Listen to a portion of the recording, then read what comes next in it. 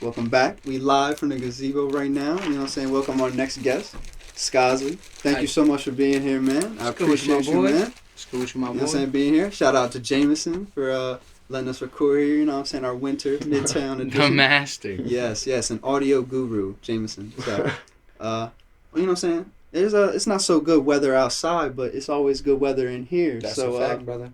Tell us a little bit, so the people that don't know, what is good weather and what it means to you. Yeah.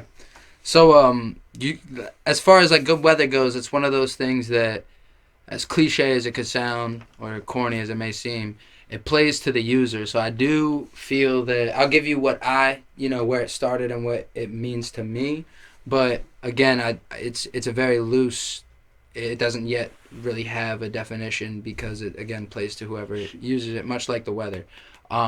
But again, where it came from and what it means to me is essentially I was trying to find something that unified everyone, and I believe that we all come from like a different background. People are, some of us are from the streets, some of us are from, mom and dad silver spoon. Some of us are from, all over the farm. Some of us are from, the corner store, legitimately. So it doesn't. We're all from different places. We all have different sexual orientations. There's just so many things that make us different that you could just go down the plethora, of them. And I think that one thing that we all have in common is the fact that like we share this planet that we live on, the weather that we have, the oxygen that we breathe, which are very giant things that we share and connect. And not to sound like, a tree hugger or anything like that. I think recognizing the things that connect us on a human level, on a level as a species, is something we can recognize as like either a problem or, a sanctuary, something that we can recognize together always. I think that that's something that there's a lot of power in that. And I think that you may love like a sunny day. Like you said, the weather was kind of wild outside. Me personally, like I love that. Like I love kind of like an overcast. I like it when it's cold sometimes because like it makes me a little bitter. And I think that again the power in the weather, like if you love a sunny day and you wake up and it's raining outside, like your day, like a little bit of the juice in your day is tweaked. It's like someone spiked your drink or something. It's like and you don't even realize it. So underlying in the back of your mind, you don't know why, but your day's a little off. And it's like it was the weather. You had no you couldn't, you might not have identified it. And I think that there's a lot of power in that. And the fact that I like something that's totally different than what you like represents, again, the fact that we are all from, we all have different, everything about us is different. So it's one of those things where it unites us. We unite under the weather. We unite under the fact that, regardless, at some point in the year, I'm going to get my favorite type. You're going to get your favorite type. And, the less and less we appreciate that kind of stuff and the less and less we appreciate each other, the more and more likely we are to have that it's going to be cold more because of global warming, because a lot less people care about it, and all these things play a significant role in you see what's happening in Australia, and you see things happening that are directly affecting parts of the world where your grandkids might not even know about, and that's wild, that's unfortunate, but it's real, and that's really happening. And I think that we can all recognize that. We can all recognize that there's people that are homeless right now that, are freezing outside. You know what I mean? They need good weather. These people need good weather. You know what I'm saying? Y'all need this shit. 2 months ago. That's what I'm saying. Y'all need this shit. It's and they're not thought about. No one's thought about. People aren't thought about. We get so complacent in these small habitual movements that we make as people, as individuals, where we'll get stuck in our lives that we'll forget to appreciate the sun, to appreciate the fact that thank God it's sunny out, because somebody's nephew that they love fucking dearly is outside right now and needed the sun to be out because this is where the fuck they live. You know what I mean?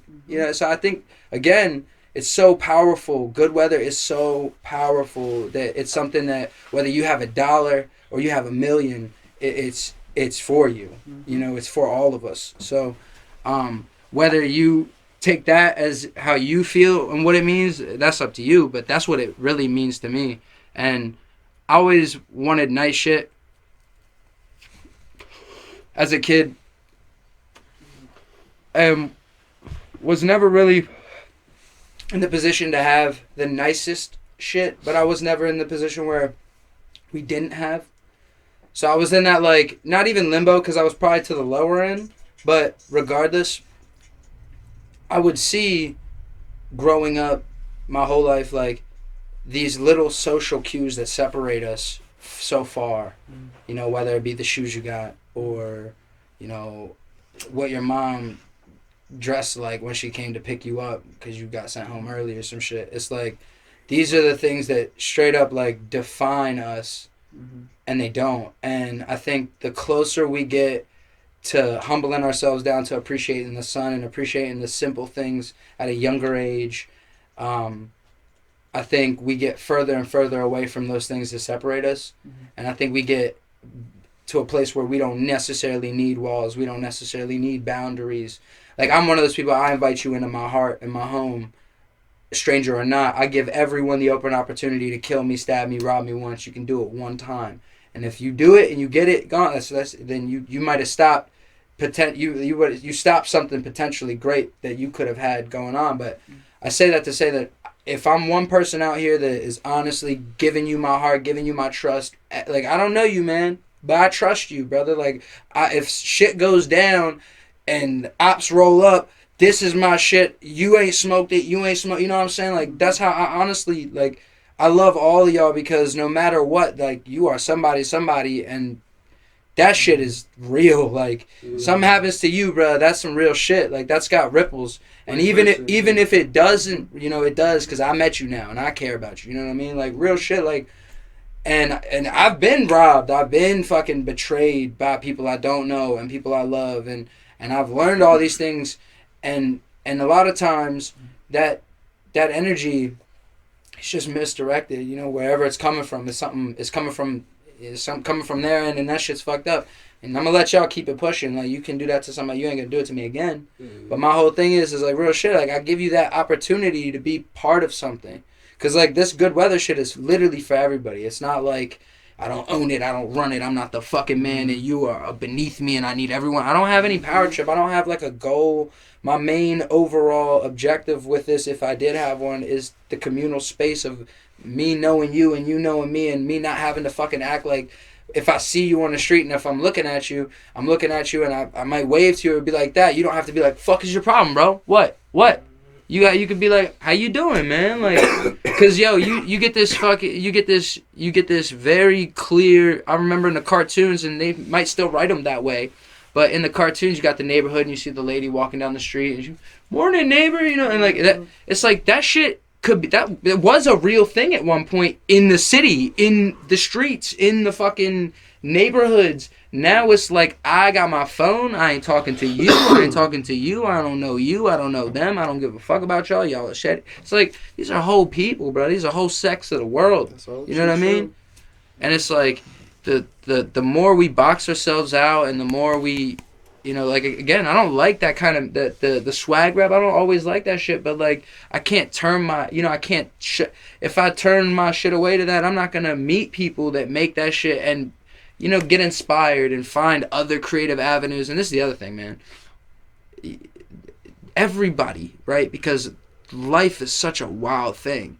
Everybody's got a fucked up part of their puzzle, whether it be 5 days, 5 minutes, 5 hours, 5 years. There's a fucked up part of your life, or it all accumulates throughout life, because life is never on one perfect stretch.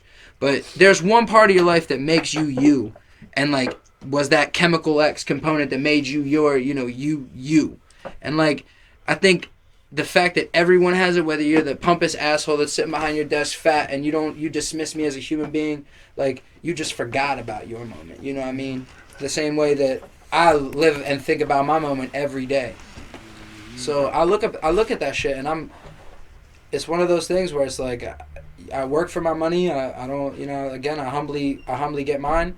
But I honestly want everyone to get theirs, and I think the way we start that is we just start having the conversation. You know, we just open up the barrier that has long since stood between me and you, and we just say hi. And it's harder and harder with the cooler these things get, because we used to sit on the buses, we didn't have this shit to fucking stare at, so we had to kind of like look over at the next person and stare at the dude until eventually we said something, or they said something. It's like, that shit's happening less and less. So I think making brands like this and making lifestyle choices that follow suit with this good weather shit, I honestly think gets us to a place where we can have both. You can have your cake and eat it too. I can have this phone. You know, I'm proof, man. I'm talking to you right now. I haven't looked at this thing once since I got here. You know what I mean? Like, it's like, I can put it down, and then when we're done, I can pick it back up and log my time on whatever I want. But it's like, dog, I might never get this chance with you again. I might never get another chance to talk to you again. I might never get a chance to see you again, listen to the music that, you know what I mean? Like, so I honestly believe that, like, we are all in a space every given moment at every given time to, like, it's like we're always tested, like, make that move, bro, because the person next to you might be ready to go, like, they might be ready to check the fuck out, and you have no idea. And it's like, if they do, you won't know, but somebody will, and you had a chance, bro, to be that person that changed everything, man. And it's like, I don't do it for that. Again, but you have the opportunity to help someone get out of a space, and that'll help you, man. It'll fucking help you, because now you got somebody that is always gonna want to be a part of you because you helped them. You know what I mean? It's just like, good is good. It's like the way misery loves company, so does goodwill, brother. Like, goodwill loves that shit.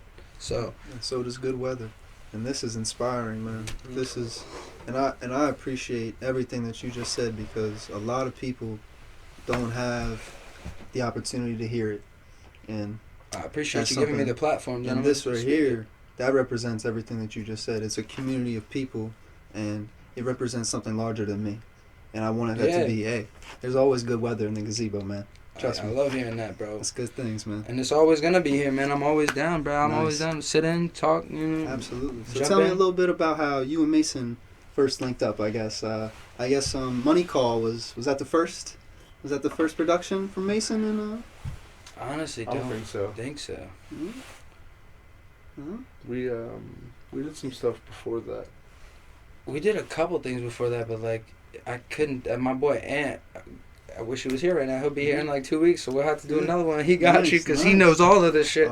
But we need more guests, man. Yeah, that's my brother. Like, Good Brothers, that's another thing. And my boy Ant Live, that's my brother. Like, he would be right here. He will be next time. Mm-hmm. But he's in Cali trying to bring Good Brother out there, and he's been doing that, pushing that.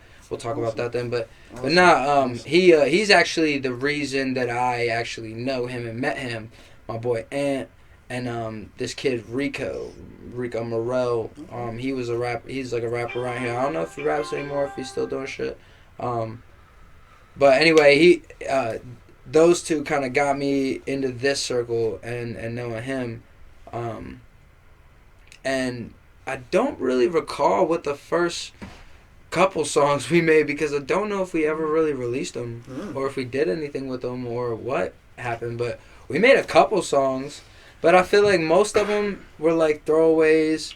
They were like, we sat down 5 minutes, tried to cook something in 5 minutes. It's like we didn't really get to apply the pressure at those times, you know, that we wanted to. And then eventually we did make, like, there was a song. And then there was a, shit. I'm sorry, man. I honestly bad with this stuff. I'm so bad. There's some throwbacks. There was a couple throwbacks, bro, but I'm drawing a blank. But, like, I remember making Money Calling, because I remember that. I remember the other one after that. There was another one we did. I think it was Bankroll. Yeah. Bankroll, yeah. And sound like some good songs. They were fun, dude. They were a lot of fun, bro. They were fun. Like, they were a lot of fun, and they actually were pretty decent. Like, the beats always go crazy. That's the thing. Like, I do regret some of the opportunities I had, because I've gotten so much better, and looking back, I'm like, damn, man, like, you had some good shots.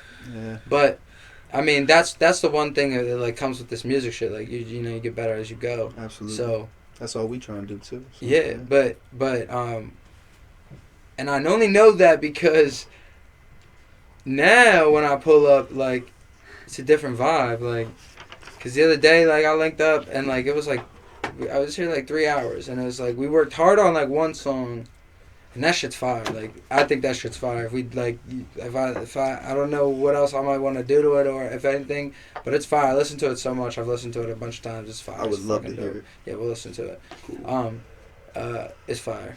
And then right before I was leaving, he was playing some other shit, and this one of the beats came on, and I was just listening, bopping. It was like a bop type John, and that's like, again, I'm one of those people, like, I'll get on anything now. At one point I was like, I'm trying to get on one type of beat, but now I'll get on anything, make anything. I'll get auto-tuned all the way the fuck out. Mm-hmm. But and that track was like what solidified that for me, because that everyday shit, dog, that shit, I do be listening to that for times. That shit slaps, yo. That shit hits, bro. That shit slaps, bro. But nah, I think the question more along the lines is like, what's to come? Because the stuff that's there, it's like, take it or leave it. If it's there, it's whatever. The beats are always going to be crazy because he has never lacked on the beats. But it's easy to be like, I wish so and so would have been on this beat, or as soon as you hear it, because you're like, damn, this beat slaps. Yeah. But that's in my opinion what it is, like, for me. And like I even kind of look at like Money Calling and like and Bankroll like that, because again, bro, I'm a whole different caliber rapper now. I can artists in general. I can, when it comes to rap specifically though, if we gotta catch a body on this one, I got you. If we gotta fucking be on the beach in the sand relaxing, I got you. I'm not saying I'm doing that in the song, but I'm saying I got you. We gonna get there. I'm gonna lock in. We gonna go crazy. We gonna go crazy, because that's where I'm at now. Like, you throw me on whatever, like, because again, I told you who I like. I like those guys, mostly bars. But in my opinion, if you're good at doing bars, if you're nice with the pen, oh, dude, it's easy as fuck to write, like, dumb your bars down or slow, easy, break them down slower. I think it's way easier. I just think a lot of these rappers don't do it enough. I think, like, imagine, like, I don't think, I'm going to just use him as an example because he's somebody that doesn't do it. But imagine if, like, fucking M tried to get on, like, a fucking crazy ass, like a Sunny Digital, like something crazy, like a TM88. Southside, just something different that he's not on at all. You know what I'm saying? And then, like, don't do your Eminem thing on it. Don't sound like Eminem on it. Try to be Eminem in that world. So if it, you know what I mean? Like, so I want you to pretend you're Eminem, but you're Post Malone's age, or you're fucking Southside's age, sitting with Southside, fucking pouring up with Southside, doing whatever the fuck he's doing right next to him. Don't do it necessarily, but sit there and get in there and take your M there. Because I would love to fucking hear that. Because, I'm sorry, then you're going to make Southside be like, oh, word, alright, like, I gotta step my shit up just a tad. Now Southside, you thought Southside was fire, but now look at him. You know what I'm saying? It's like, I'm just saying, because these guys aren't getting... They're just sitting there in their little bubbles, and they just keep, and they're nuts. Like, but they got, so T Grizzly's one I look at. That dude has not had anybody come down into his world with him and just be like, bro, fuck up. Because, like, T Grizzly, in my opinion, is one of those dudes that he'll never be what he could be. And dog, there's so many rappers like that. Like G Herbo, he's about to step into his world. Like, I'm so proud. He's making this transition. G Herbo's about to be a boss. I'm pretty sure Dirk's going that way. Like, I'm hoping that these guys kind of do that. But these are the dudes that, if you look at their catalogs, they got the Beanie Siegels on their tracks. They got the dudes that, like, were really out here when the world was fucking crazy and everybody was getting shot and everybody was getting robbed and people, like, there was no fake bulls out here saying that shit. So it's like, they learned how to move correctly with the Jim Joneses and with the Dipsets and all that. Like, so again, it's one of them things. Like, I think, like, you have to, whether you're in there or not, you got to get in there. You know what I mean? You got to jump on them beats. You got to find them songs. You got to get on that. Because what do they say about X? I don't like him. I never listened to him. Mm-hmm. What do they say about Peep? I never liked him. Don't listen to him. But what do they say about him? These guys they can rap. They can do rock. They can do because they get into different fucking pockets. They don't sit there and listen to the same boom bap beats all day or the same trap beats all day. Somebody will throw on a Jimi Hendrix instrumental that bleeds into a Alanis Morissette instrumental that leads into that. And next thing you know, you got Juice WRLD listening to fucking like Mumbo Number 5. You know what I'm saying? Like, it's just weird. Shit'll get weird. And my whole point is something's going to come out of it. Some dude's going to be sitting there in his room like Jameson and hear that shit, get inspired to do some shit, make a crazy-ass beat, give one of us an opportunity to get on it. Then we get on it. Then somebody else hears that shit, runs up the local scene. Everybody blows up. Next thing you know, all that happened from the fact somebody was like, well, you know what? I'm just going to try something different today. Yeah. Sure. Oof, that's a ripple effect of amazing shit. My God. So... Yo, I'll be on everything. I'm jumping on everything. So what's to come is the question, brother. To come full circle with that, I think what's to come, and I think a lot of crazy shit because it's every day at this point. Like, I'm blessed to be in the position where I think my skill is there where I can do that. Humbly, I say that because I've worked for it. You know what I mean? Like I've been fucking doing this for a while, but. I'm not somebody that I've only been doing it for a year. I've maybe seriously been taking it seriously for like a year and a half, 2 years. But like I haven't, like I've been like rapping since like I'm 24 now. I started rapping when I was like probably like 16, 17, somewhere there. Yeah, young age. Yeah, somewhere there. High school age. I remember exactly how or why I started, but it was one of those situations where I was at a party and everybody was in a circle not rapping and actually to the time I don't remember what year it was, but the beat that was playing was Gang Bang by Wiz off Cabin Fever. Fever? I remember that. Yeah. So that was on and it wasn't the beat, it was just a song. And, like, the one bull there was rapping, and he was just rapping the song lyrics, and everybody was, like, rocking with it. And he had, like, the beat turned down. Like, he had the song turned down. The song was turned down, but the, like, you could still kind of hear it in the background. And he was, like, rapping the lyrics, like, loud enough that it kind of sounded like they were his lyrics. And it was such a new, like, song that like no one knew it. Gangbang, no one knew it at the time. So it was at that point. So whenever that came out. But anyway, it was like that was a very new song. And it wasn't like at the point that it was like popularly new. It was just like new on the scene.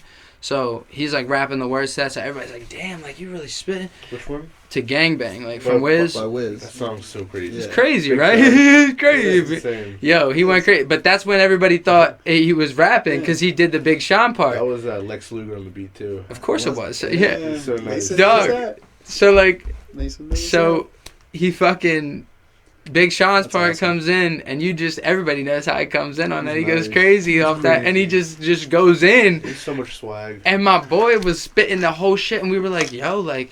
Then I lean in on the radio and I'm like, bro, are you rapping this shit? He's like, yeah, bro, yeah. And I was like, why are you acting like you were rapping that? And like all the girls were rocking with him and shit. And then he was like, nah, I can rap though. And then I was like, all right, bro, like do it. So I like look it up on YouTube trying to find, and like this was back when like that didn't happen that fast. So there was no gangbang instrumental, there was no remake yet. So like we just but like songs were coming up that were similar. Like there was like how the algorithm set up back then. And like it was nothing similar to Gangbang. It was just an instrumental at that point.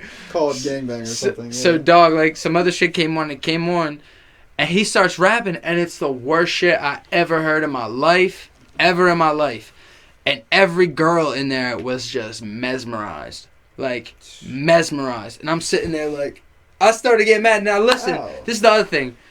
Is the camera on? Is the camera on too? Is the camera? Yeah. Oh, what up, dog? So, I was like, just about like 9 months ago, I was 130 pounds heavier than I am now, and my whole life I was fat. So like, this is kind of new. So back then I was fat, and I was always funny. So, being funny, being loud, being outgoing, being able to talk, carry a room. that gets you in with the bitches, gets you in Mm-hmm. all. So I never struck out. I always had bad bitches, ugly bitches. I didn't care. So my whole thing was like, all of the bitches are excited about this dude's bars, and I'm like, I know I could do better than that. Yeah, let me do something real They quick. wet. So I just, Let me do something I'm real just quick. sitting there, and I'm like, because he was off the rhythm. Like, I'm like, if you don't, because you could sit there and be like, you could do a fucking O'Malley and just be like, ah. And then I did it. And at least people might rock with you, but Act like you do it. you know what I'm saying. But he's sitting here like the beat's like. And he's like, off. And then I'm like, bro, all right, man. Like, and all everybody's like, damn, yo. And I'm like, no fucking way. So I'm like, I was like, yo, you killed the beat, bro. You killed that. I put on, I looked up some shit. I'm like, bro, like, I'm thinking, like, what's got a beat? What's got a beat? What's got a beat? What's got a beat? What's got a beat? What's got a beat? What's got a beat? I'm just thinking, like, what's got a beat? What's got a beat? I was just like, fuck it. Put on In the Club. The fucking In the Club by 50 Cent. It's a big popular song. I put that on. You know how to do. I was like, oh, so I was like, and Brad was like, oh shit. He's like, oh shit. The kid that was rapping, he was all excited. I was like, go ahead, bro. You can go first. So he goes on, and it was like one of them long ass like repeated ones. So it was like it went to a certain point and then just looped. It wasn't like a full on instrumental. So it just kept going. It was like a 16-minute loop, dog. So we were all thinking we were about to get our shit off, right? He was going in, we let him go for like, now again, we're young and like, all the bitches were just mesmerized. Everybody's drunk too, mind you. This is like a house party type shit.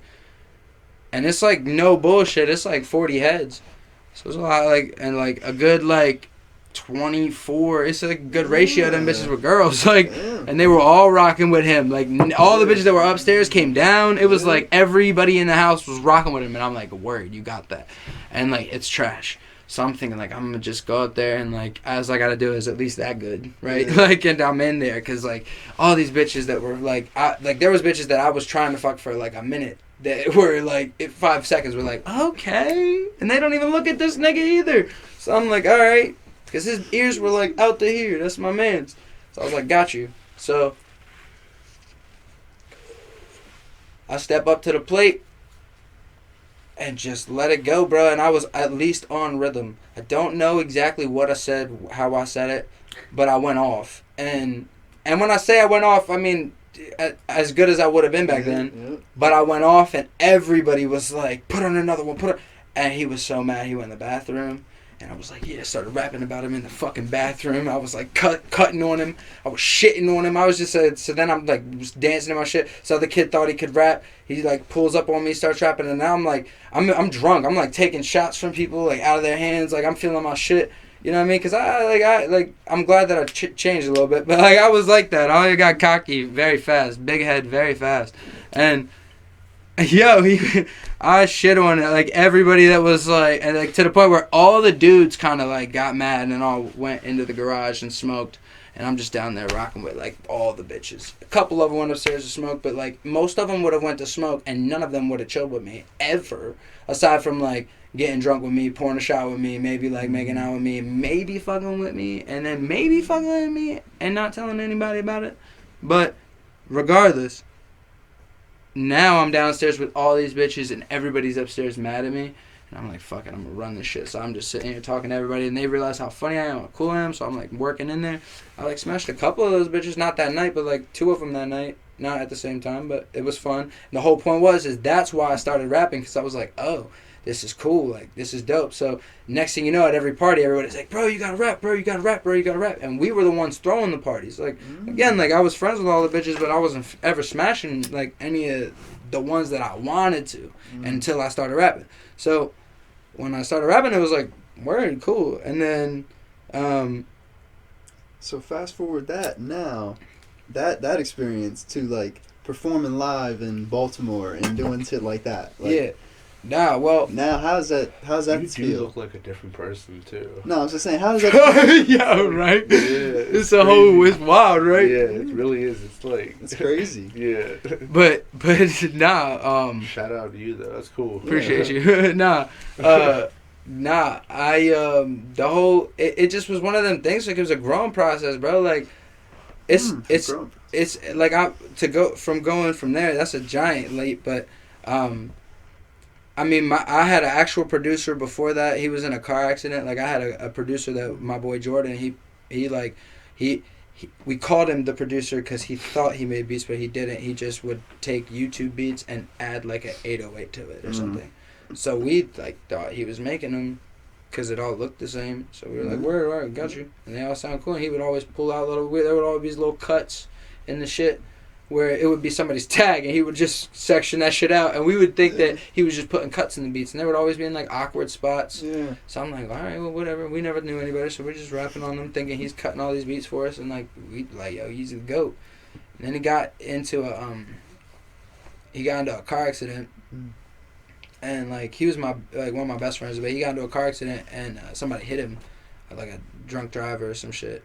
She hit him. Like going like 80 in like a big ass like Tundra or some shit, and he was like in a little Civic driving to work, and like he died like twice, and then came back and he had like a TBI, traumatic brain injury, and like it fucked his whole shit up. So like the music shit like kind of stopped for a little bit, and then I just went to shows. So I'm going to shows, and this dude's at the show, and he's like comes up to the stage, and I'm one of those people like I'm always a good time. Even when I was an asshole, I was a good time. So it's like always having fun. So I go to shows, openers, I go crazy for openers because nobody else is, nigga. Like, and this was before I was rapping or even thinking I was ever gonna be one. You know what I mean? So I'm always at a show, and I'm like, I paid for this fucking ticket, and this is before I was able to drink. You know, I'm 15, 16, 17. I paid for this fucking ticket. I'm gonna be in the front row, and I'm gonna be going crazy for fucking everybody. Unless you're up there trash, then I'm not. I mean, I'm gonna be like, bro, like, I'm gonna just kind of bob my head. At least I'll give you that because I know you're up there on the stage. But you go to concerts, there'll be people legitimately like looking around, and I don't ever want to be that person that's like looking around waiting for somebody to have fun. I'd be that nigga that you're looking for, and when you see me having fun, it might entice you, and then once you start, and then your friend might start, and then your friend, and then now people are like, oh, okay, like this one, and then like then you next thing you know, like people are like, well, the opener's really not that bad, bro. He's actually kind of rocking, like, and then next thing you know, people are like, damn, bro, that opener's actually fucking dope, bro. Who was that kid? And it's like I wasn't even thinking about it like that, but I was always thinking like, if you're dope, I'm gonna show love. And I even said that earlier about like the whole dick rider type shit. It's like I'll get crazy, bro. I'll rock out like you're fucking Kid Ink or like you're like the dude I went to see, Burner, whoever at the time like it was, you know what I mean? I'm gonna rock out like I'm there to see like you're them, because that's essentially what you are. Because eventually you will be, if you stay on that and you keep working, you will be that motherfucker. And then I'll be like, yo, I remember when you was an opener, dog. I saw you in this. Because I used to be that way. I used to go, like Dizzy Wright. You know who that is? Yes, sir. He's somebody I saw before he was big. Like we were out in Vegas, saw him at a small spot, saw him like multiple times, saw him a bunch of like different times, like when he was young. It's actually very interesting. That bleeds into my next question. But hold on. So we jump. So fast forward real quick. So I'm at the show. The Bull is opening up for, I believe, Burner, and nobody's rocking with him, but he's actually going off. And nobody's rocking with him, and I'm going crazy, and then I got my friends to go crazy because we were all spliffed the fuck out. Everybody's lit, going dumb, hype, and next thing you know, yo, the rest of the crowd went crazy. And like the dude said to me, he was like, bro, he like ran down, jumped in the crowd, was rocking, was in the crowd, took his shirt off, like had a moment, right? And like straight up ran up on me and was like, bro, like you did that for me, bro. Like we gotta be in touch. I appreciate that. Like for real, like da da da. I'm like, yo, like word, I got you, dog. Like I'm just gonna see Burner, but like love. That's all. Like I didn't even care. Like I didn't even care. But then he hit me on Facebook and just was like, yo, I really appreciate that. And I was like, word, like I mean, what's up, man? And then he kept putting singles out, and I was sharing them and shit.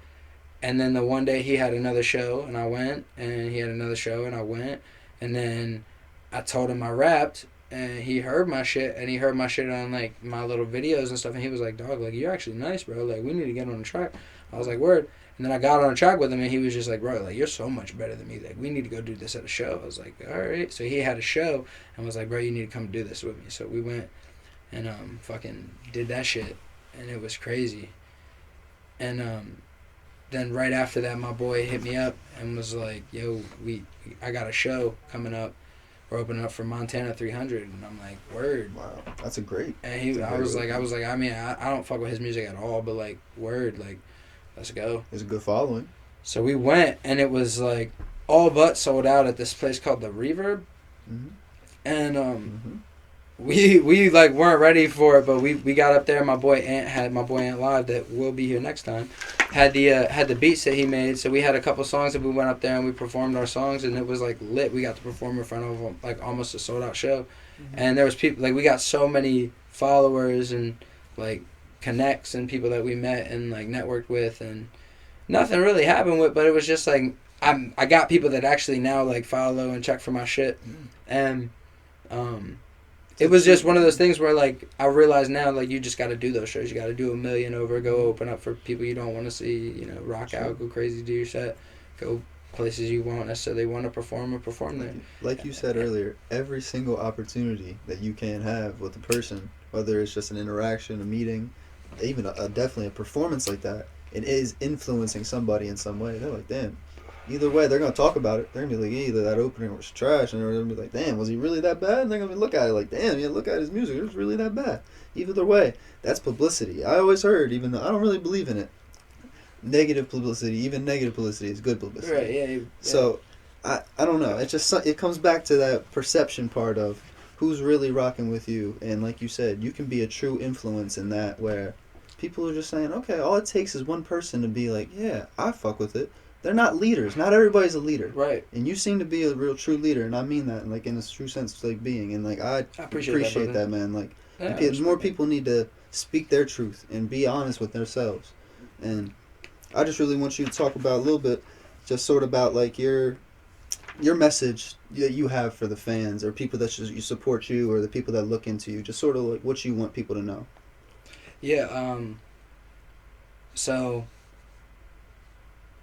I guess to like the fans, friends, family, people that are just pushing for me or pushing for art in general, I think just again keep an open mind to everything, keep an open ear, keep an open heart, keep an open everything, keep an open door if you can afford to. Just keep an open situation for anything and anyone because everybody needs people, and like people need complete strangers more than sometimes we need the family that we got. We need like that communion. So I think one message I would give to everybody right now is like good health. So take care of yourself. Drink lots of fucking water if you're in the position to. Mm-hmm. If you can drink clean water, drink clean water. But the tap is good. I promise you can drink that. There's a little bit of fluoride in there.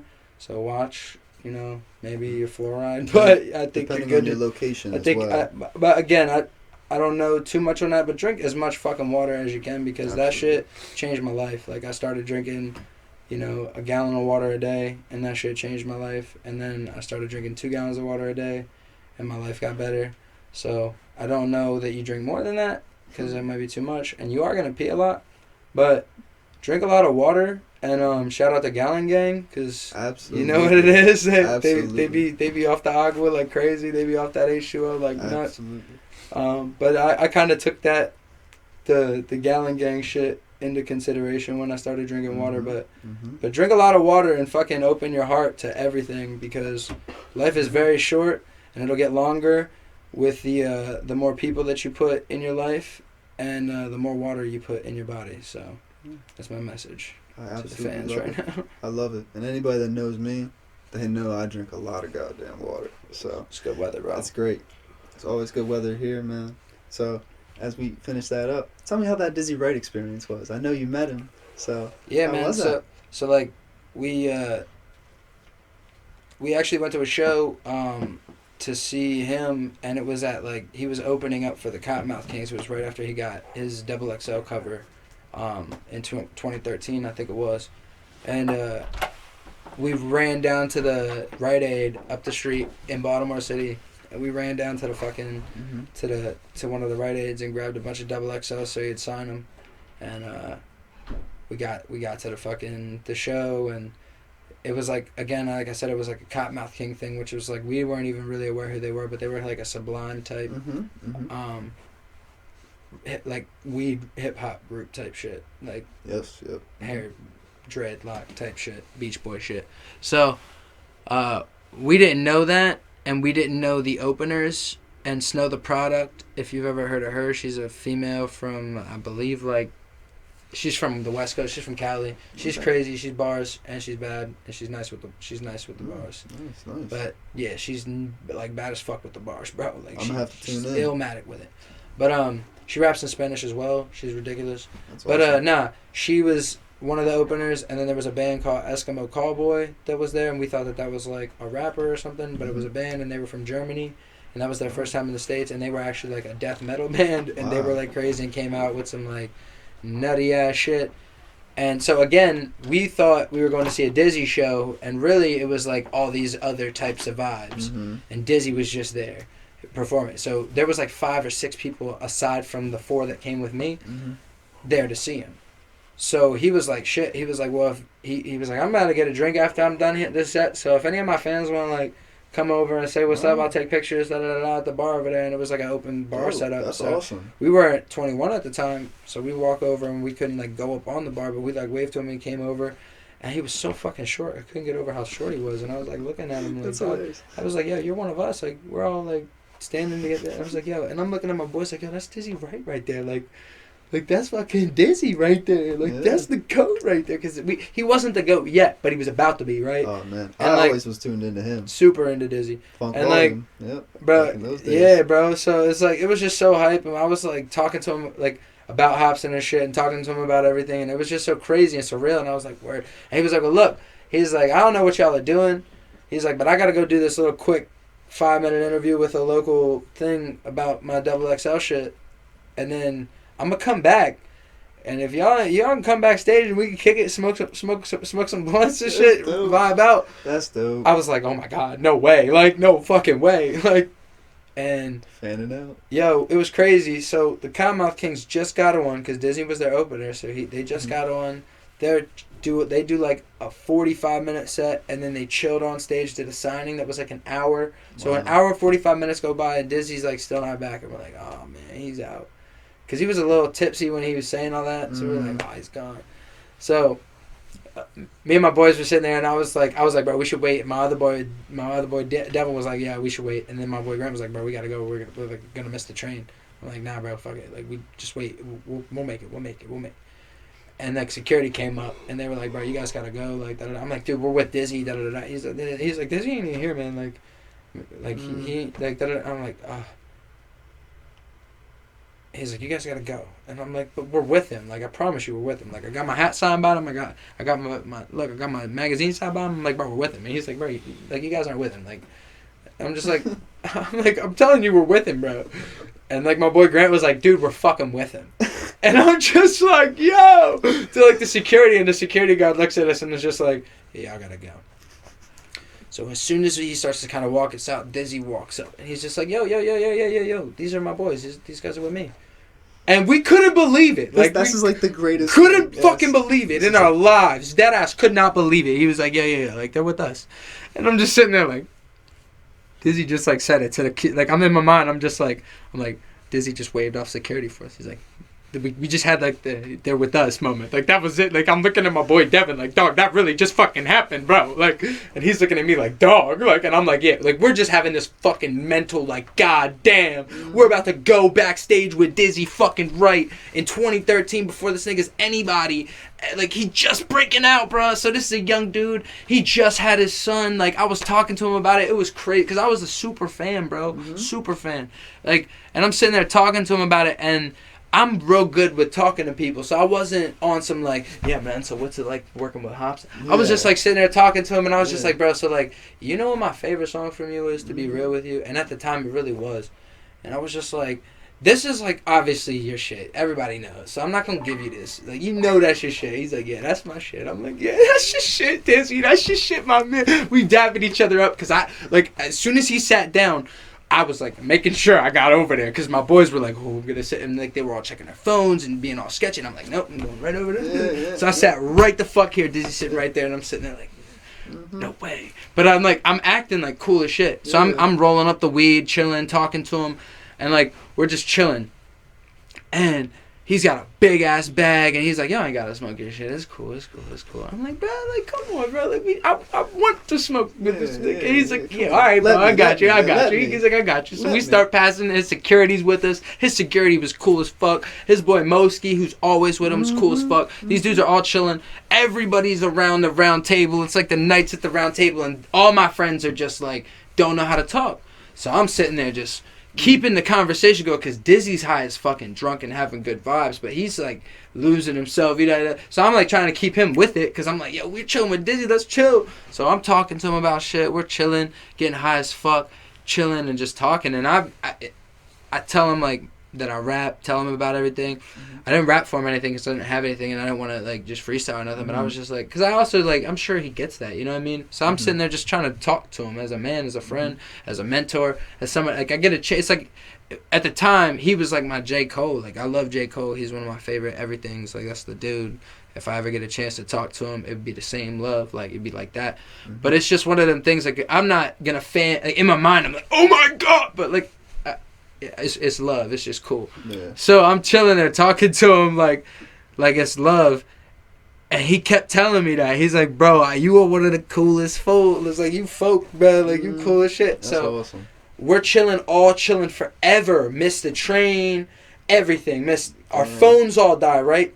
So our phones died. I'm just like, yo, I asked the security because I wasn't trying to ask him. I didn't want to be on some sketchball shit, and because I would just had a good ass fucking 2-hour conversation with this man. Wow, that's awesome. Right? Like we just great. Chilled. Like that's chilled. He gave me some game with this rap shit. He told me to just keep going. He's like, yo, even when you feel like it's time to stop, if you end up 30 and you still rapping, you just keep going, bro, because I'm telling you gonna bubble. Like you gonna bubble along with everybody else that just keeps trying. Like even if it's 15 of you in a group trying to rap, like you that actually bubble. He's that's like, great advice. He straight told me that, and I was like, he's like, just like literally, he's like, right before I was about to give up, I started getting calls. He's like, I'm telling you, that's some real shit. Like just keep trying, just keep fucking trying, don't ever stop. I was like, damn, word, got you. Like as corny as that sounds, like I believe it from him because he gave it to me on some like. I asked him what his dream feature would be. He was like, obviously Pac, bro. And I was like the way he said it, I was like, I know, but come on, man. Like anybody else, like everybody would say Pac. I mean, I wouldn't want Pac, but like I just was like, damn, I was hoping he would. And he was just like, no, man, Pac. And he gave me a couple other ones, but like Pac was the one. Like he was just that Pac, and I was like, damn, like Pac really meant something to him. So I started talking to him about it because Pac don't mean shit to me when it comes to music. Like even though like from Maryland and all that, like it's just Pac to me, incredible writer, incredible poetic dude, just. One of those dudes that made way too much music. You know, he made songs he should have recorded. He let himself get wild. So I just wasn't there for the Pac. I was a Biggie dude. I don't compare the two. I don't say it that way to be that way. I just simply say, like, Pac was just never my shit. My dad loved Pac. Everybody in my family loved Pac. I was just never on the Pac. But regardless, back to the shit. So we're sitting there in a circle. Phone's fucking dead. I go ask his security. I'm like, yo, is there any way I could use her phone? I need to call my mom because we don't have a thing. Like we don't have our phones are all dead. And Dizzy was like, bro, I got you, bro, I got you. And he pulls out like at the time like one of the newest iPhones. I was like, oh. Like no way. He opened it up real quick, he hit the little green button. His phone looked like a regular person's phone, and I'm just sitting here. That's how my mind was working at the time. I'm just like, his phone's like, it's a new iPhone, and like no one here has those, but like I'm like sitting there like it's a regular phone. Like, I just thought it would be... Like, in my mind, I'm just like, it's a regular phone. And I'm like, it's regular buttons. Hey, call my mom. My mom's phone rings. She doesn't answer. Phone rings again. She doesn't answer. Devin calls his mom. His mom answers right away. I'm like, thank God. Told his mom as soon as she pulled up to get us because she was mad as fuck. Where the fuck are you guys? Wow. Mad as shit. She didn't believe it. She still didn't give a fuck when we told her that we were chilling with this rapper. She's like, I don't give a fuck. We like showed her like who he was. She was like, I don't care. I'm like, dog, like you don't understand. But I was like sitting there and we got high as shit at Devin's house and we're just starstruck and I'm like thinking like Devin. He's like, what? I'm like, Dizzy Wright's phone number is in your mom's phone. You know, like pause for a second, and we're just like, and my boy Devin looks at me. He's like, "Damn!" He runs, snatches his mom's phone quicker than fuck. Put it in our phone. I'm like, dude, nobody hit him because he'll fucking block it. He'll change his number. Nobody hit him. I was like, on 420, we're gonna smoke an ounce to him. We'll send him a video because he hated. Like he told me, I forget if it was his son's. if 420 is his son's birthday or if it's right before, it's the day before or something. Mm. But it's like one of those, something like that. So I remember like the conversation about his, like it just being like 420 wasn't really shit to him, and I was like, well, we gonna all send him one and make something like a 420 for him. Like, how crazy would it be? Like, he doesn't even remember us, and then he gets a fucking screenshot from the exact group of like the coolest kids he ever chilled with. You know what I mean? And we're all on 420. So we did, and nothing ever came back because we're pretty sure the number got changed because we didn't try to call it or nothing, but like it just nothing ever came back. And the one day he like DM'd me on Instagram, or I think it was on Instagram or Facebook. It was one of them, but like it was like I messaged him like 2 or 3 times and he had messaged back. Like he's like super local. Like he's not like a like Hollywood dude who never respond. Yeah. So I think honestly like the number got changed by then because it was like months later that we did that. But it was just crazy. Like we chilled with him, but that moment was like I was rapping. You know, that was years later after I had, you know, around the same time as like I had started rapping or whatever. But my whole point was is like that was something that definitely was like, yep, I'm doing that. I want to do that. I want to do that right there. This man gets paid to drive around the country because he was. We talked about what he was doing and what his tour was like. Every place he chilled with, all the fans he got to chill with. He's like, bro, I've smoked some of the best weed I've ever had in my whole life on this tour. He's like, and it's always with like kids, bro. He's like, I'm gonna always do this. I'm always chilling with the kids, bro, because that's where it's at. And I just remember like the 4 or 5 times I've seen, like we went and saw Wiz, and it's just every time it was like. We saw him at small venues, saw him at big venues. I've seen so many rappers because that's what I did before I ever thought I was going to be in that. I just always went to shows.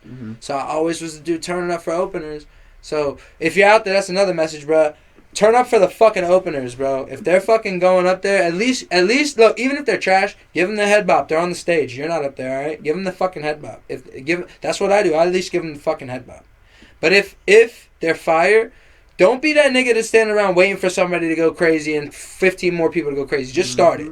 Because then I promise you, get your homie to start it, get your homie to start it. Y'all, like, we're fucking all adults. If you're 13 watching this, we're adults. You're an adult.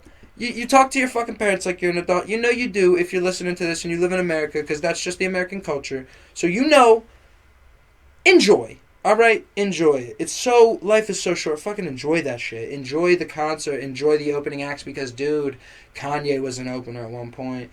Chance was an opener at one point. These dudes rapped in coffee shops. These dudes rapped on corners. They rapped at people. They stood around in circles and did that. Biggie was an opener. These guys were openers. Pac was an opener, alright? Like, give them the fucking head bop, alright? Give them the head bop because eventually they might not be, and like they'll remember that shit. They remember that shit in the towns that show them love, especially if it's their hometown. Especially if you were the only fucking one doing it. They remember that shit. And like usually 9 times out of 10 they'll be there again. And the next time they're there, and if you're there because they're opening up for the same fucking big act or another big act, you're gonna see them and you're gonna, they're gonna show that love, bro. And like next thing you know, you might be fucking helping them, or they might help you, or they might have a clothing brand that you never knew about that inspires some shit that you got going on, you know. There's a million things going on in the world. Sounds like something that's happening right now. There's a million things going on in the world. There's a million things going on in the world. There's trillions of things going on in the world. Well, and there's a million people doing it, billions of people doing it. So be one of them. Absolutely. So tell the people where they can find you at, where they can look you up at. You know what I'm saying? You know what I'm saying? Yeah. The links, the plugs. Yeah, let's do it. So you can find me directly, Skozzlee. No, for real. You can find me, Skozzlee, at Skozzlee, SKOZZLEE. Okay? SKOZZLEE. And the pronunciation, Skozzlee. That's it. It's not Skozzle, not Skozzlee, not Skozzlee. It's just Skozzlee. And if you can't say that, just say Skoz. Alright?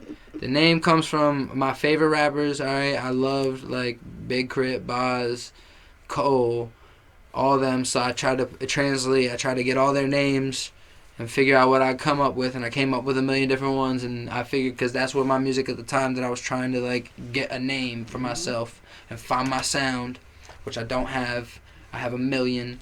And there's nothing wrong with that either. If you have a million sounds, fucking have them. But, again, that's where the name comes from. It's at Skozzlee.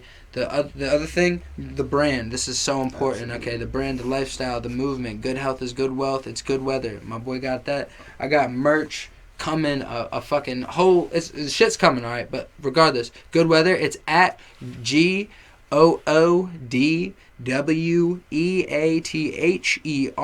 722 numeric 722. Okay. Good Weather 722. That's what it is. All one word. And when you say Good Weather, it's all one word. If you spell it, if you write it out, it's not good space weather. It's just Good Weather. G-O, like the whole fucking thing is one word. So if you want to say it fast, say it fast. If you want to say it slow, say it slow. If you want to say it like it's two words, it's fine. But write it one word. All right? Well, there's always good weather in the Gazebo, man. And then one other thing, real quick. I got to do a real quick shout out. Shout out the Gazebo room because these dudes are crazy. If you're already here watching this, obviously you know about it. But if you're scrolling through and this comes up on the Explore page somewhere, please stop, check this shit out. Check out the other videos. They're crazy. There's a lot of good content on there. There's a lot of great content on the way. These dudes are doing something crazy. Shout out the boy. Come on, bro. Plug yourself in, Jameson. man. Plug yourself in.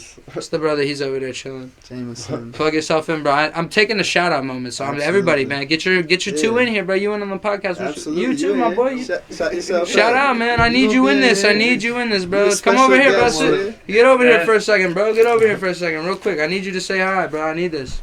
This is fucking important, brother. What's up, man? It's your man, Spade Rock, man. We here chilling. Tell people where they can find you at, man. Tell them where they can find you at, your socials and all that. It's just regular shit. Instagram, Facebook, but I don't really be on Facebook like that. Music on Spotify, all the streaming music platforms, regular stuff. And I'm sure my man got the same thing. Look him up too. Find me on Instagram mainly, only Instagram only. I don't have Facebook. I don't have Twitter. I don't have nothing else. Just Instagram. Hit me on there. Find me on there. Music is coming. It's gonna be on all the majors. It's gonna be on all the majors. There is actually a mixtape. I don't know if y'all know about it. There is a mixtape out. That is a compilation mixtape with the artist that I was telling you about that I opened up for. I ended up making a mixtape with him not that long ago in 24 hours. We did a 24-hour mixtape. All the beats were free off YouTube, so it's not a mixtape we are using for any monetization. We actually did credit everybody. But that mixtape is out on Spinrilla, I believe. So you can go listen to it on there. The link is, I think, still in my bio. If not, it's you can find it through Drewski. Or at Cousin Drewski, CUZZIN _ Drewski, DREWSKII, Drewski, Cousin Drewski. That's my boy from Baltimore. He's got crazy content out there, aka Big Trust. He was on the news. He's doing his thing. And then I want to plug in my boy. Ant Live, bro. I want to plug in my boy Anthony Verdini. That's my brother, bro. I want to plug in my boy Vito DiPiero, dude. That's the bro. Follow him at Blessed and Appreciative. Follow my boy Fetro Banks. That's my boy Fetro. That's the dude. That's the homie. Go follow these fools. They're out there. Fetro, Fetro, Vito, Vito. He's got fucking long hair, glasses, Blessed Appreciative. It's a big B&A shit. Follow these folks. Find them. All right? I appreciate all y'all time. I appreciate you. I appreciate, if no one does right now, I fucking do. Holla at me. I'm on Instagram and I'm super accessible. You can literally reach out to me and I will get to you. It might not be that moment, but I will actually get back to you. I'll talk to you. I might not give you my phone number and shit, but I will actually talk to you. One-on-one. I'm one of those fucking people. It's love funny. Like that. So fucking holla at me. There it is. And we live from the Gazebo, man. Thank you so much. Skozzlee, thank you so much for everything, man. I appreciate you. Jameson, I appreciate you. Absolutely, man. I appreciate Thank you guys so much. Everybody. Absolutely. Love. I love y'all. Love y'all. What you about to do?